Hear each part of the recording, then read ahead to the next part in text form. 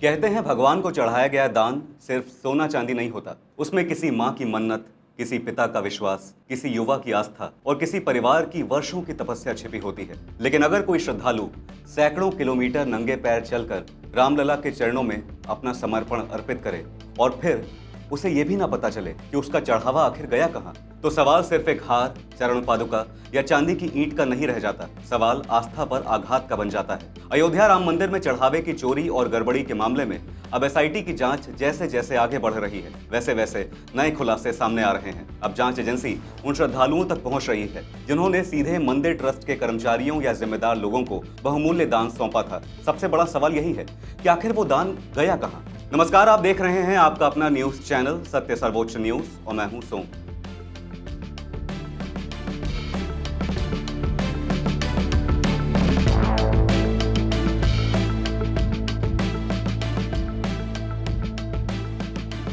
प्रभु श्री राम के मंदिर में चढ़ावे की चोरी के मामले की जांच कर रही स्पेशल इन्वेस्टिगेशन टीम यानी एसआईटी अब उन दानदाताओं के बयान दर्ज कर रही है जिन्होंने रामलला को जेवर, चांदी या अन्य बहुमूल्य वस्तुएं भेंट की थी। एसआईटी ये पता लगा रही है कि किस श्रद्धालु ने क्या दान दिया, वो किसे सौंपा गया, क्या उसकी कोई रसीद जारी हुई थी और आखिर वो दान मंदिर के रिकॉर्ड में दर्ज हुआ या नहीं। इसी सिलसिले में मुंबई के कारोबारी अनिल विश्वकर्मा के बयान दर्ज किए गए। अनिल विश्वकर्मा का दावा है कि उन्होंने रामलला के लिए लगभग 3 किलो चांदी का हार और करीब 1 किलो वजनी चांदी की चरण पादुका भेंट की थी, लेकिन उन्हें आज तक कोई आधिकारिक रसीद नहीं मिली। इस मामले को और गंभीर इसलिए माना जा रहा है क्योंकि यह केवल किसी दान की रसीद का विवाद नहीं है, बल्कि इसके पीछे एक बेहद भावनात्मक और आस्था से जुड़ी कहानी भी है। रोकड़िया हनुमान मंदिर के महंत आचार्य विनोद मिश्रा के अनुसार अनिल विश्वकर्मा मूल रूप से जौनपुर के मुंगराबाद शाहपुर क्षेत्र के रहने वाले हैं और मुंबई में बड़े कारोबारी हैं। उन्होंने रामलला को विशेष रूप से तैयार कराया गया लगभग 3 किलो का चांदी का हार और 64 दिव्य चिन्हों से युक्त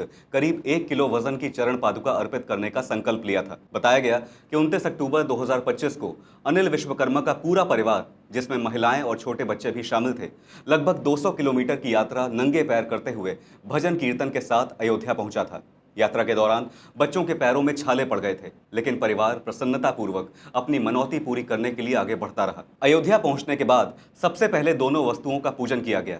इसके बाद परिवार हार और चरण पादुका को थाल में सजाकर सिर पर रखकर रामलला के दर्शन के लिए मंदिर पहुंचा। महंत विनोद मिश्रा के अनुसार मंदिर परिसर में उनकी मुलाकात टिन्नू यादव से हुई, जिसने उन्हें वीवीआईपी मार्ग से सीधे गर्भगृह तक पहुंचाया। वहां पुजारियों ने कुछ समय के लिए हार और चरण पादुका को रामलला के चरणों में रखा। इसके बाद दोनों वस्तुएं टिन्नू यादव ने अपने पास रख ली। जब परिवार ने बाद में हार पहनाए जाने की तस्वीरें और चढ़ावे की रसीद मांगी तो उन्हें बताया गया कि पहले हार की शुद्धता की जांच होगी, उसके बाद उसे रामलला को पहनाया जाएगा और फिर फोटो वीडियो उपलब्ध कराए जाएंगे। रसीद के सवाल पर भी परिवार को आश्वासन दिया गया कि ट्रस्ट के वरिष्ठ अधिकारियों की स्वीकृति के बाद रसीद जारी कर दी जाएगी। लेकिन परिवार का आरोप है कि ना तो उन्हें कभी कोई रसीद मिली और ना ही ये जानकारी कि हार और चरण पादुका का आखिर हुआ क्या। महंत विनोद मिश्रा का कहना है कि बाद में उन्हें बताया गया कि इन चांदी के आभूषणों को बंगाल भेजकर गलवा दिया गया और उनकी चांदी की ईंटें बनवा दी गईं, जिनका उपयोग भविष्य में भगवान के बर्तन बनाने के लिए किया जाना था। हालांकि इस संबंध में कोई आधिकारिक दस्तावेज या रिकॉर्ड श्रद्धालु परिवार को उपलब्ध नहीं कराया गया। यही वजह है कि एसआईटी अब इस पूरे घटनाक्रम को अपनी जांच रिपोर्ट का हिस्सा बना रही है। इसी मामले में एक और बड़ा नाम सामने आया है अनुराग रस्तोगी का।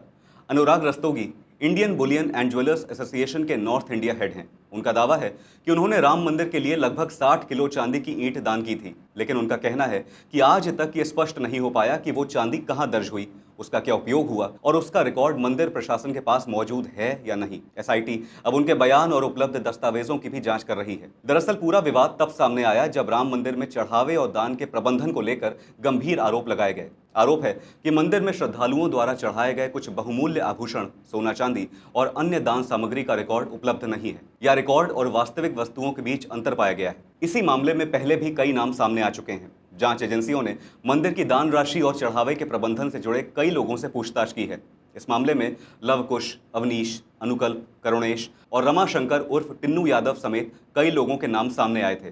जांच के दौरान करोड़ों रुपए की रिकवरी होने की भी जानकारी सामने आई थी। इस पूरे मामले में टिन्नू यादव का नाम विवाद के केंद्र में दिखाई दे रहा है। जानकारी के अनुसार वो श्री राम जन्मभूमि तीर्थ क्षेत्र ट्रस्ट के महासचिव चंपत राय के करीबी सहयोगियों में गिना जाता है। सूत्रों और आरोपों के मुताबिक मंदिर में आने वाले कई विशेष दानदाताओं के प्रवेश, वीवीआईपी व्यवस्था, चढ़ावे के प्रबंधन और बैंक में जमा प्रक्रिया जैसे कई कामों में उसकी सक्रिय भूमिका रही है। इस बीच मामले में एक बड़ा और ताजा अपडेट भी सामने आया है। सूत्रों के मुताबिक राम मंदिर चढ़ावा प्रकरण की जांच कर रही एसआईटी को अब तक करीब 150 संदिग्ध लोगों के नाम मिले हैं। इनमें से लगभग 25 लोगों के खिलाफ कार्रवाई की संभावना जताई जा रही है। जिन लोगों से एसआईटी अब तक पूछताछ कर चुकी है, उन्हें अगले आदेश तक अयोध्या छोड़कर कहीं बाहर न जाने की हिदायत दी गई है। बताया जा रहा है कि जांच टीम अपनी अंतिम रिपोर्ट सोमवार को उत्तर प्रदेश के मुख्यमंत्री योगी आदित्यनाथ को सौंप सकती है। सूत्रों की माने तो जांच के दायरे में आए कुछ बड़े नामों पर भी कार्रवाई की तलवार लटक रही है।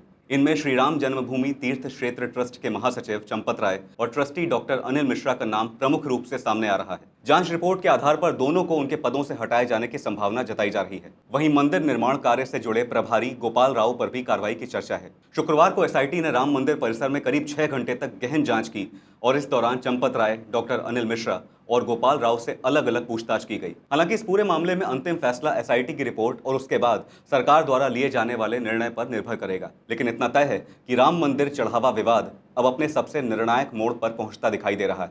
अब सबकी नजर एसआईटी की अंतिम रिपोर्ट पर है, जो तय करेगी कि ये केवल रिकॉर्ड की गड़बड़ी थी या फिर आस्था के नाम पर किसी बड़े खेल को अंजाम दिया गया। आपकी इस मामले पर क्या राय है, हमसे जरूर साझा कीजिएगा। फिलहाल इस खबर पर इतना ही।